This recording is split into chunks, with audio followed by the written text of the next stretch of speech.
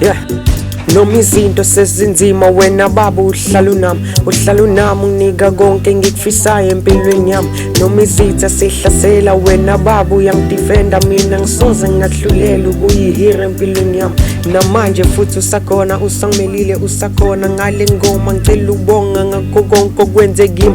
Wena baba ungithwalile noma sebe ngifuna ngifile. Wena baba unqabile kodwa nami ngikhulekile. Manje kusasa liyaqhakaza nezinto seziyahlangana.